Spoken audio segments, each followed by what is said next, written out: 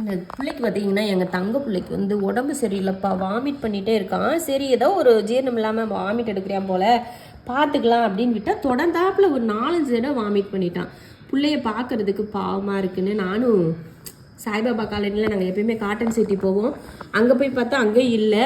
சரி இன்னும் ஒரு ஹாஸ்பிட்டல் போனால் அங்கேயும் இல்லை. அதுக்கப்புறமா இன்னொரு ஆஸ்பத்திரிக்கு போனால் அந்த ஆஸ்பத்திரியும் இல்லை. ஹைஜீனிக்காக இல்லை அந்த ஆஸ்பத்திரி.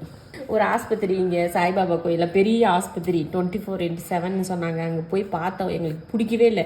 அப்பாயின்மெண்ட் போட்டோம், வேண்டாண்டா சாமி பிள்ளைக்கு ஏதாவது ஆயிருமேன்னு சொல்லிட்டு தூக்கிட்டு ஒடியான்ட்டேன். சரி பரவாயில்ல, அதுக்கப்புறம் வாந்தி எடுக்கல. காலையில் தான் போகணும்.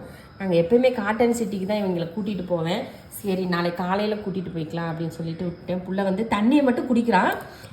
சாப்பாடு எதுனா சாப்பிட்டா வாமிட் பண்ணிடுறான். உங்களுக்கு நைட் டைமில் ஏதாவது எமர்ஜென்சி பெட்டுங்களை வந்து அவங்களை கூட்டிகிட்டு போனால் நல்லா பார்த்துப்பாங்க அப்படின்னு இருந்துச்சுன்னா, எனக்கு ஹாஸ்பிட்டல் வந்து அந்தளவுக்கு தெரியல. நீங்கள் தெரிஞ்சவங்க எனக்கு கொஞ்சம் கமெண்ட் பண்ணுங்கள்.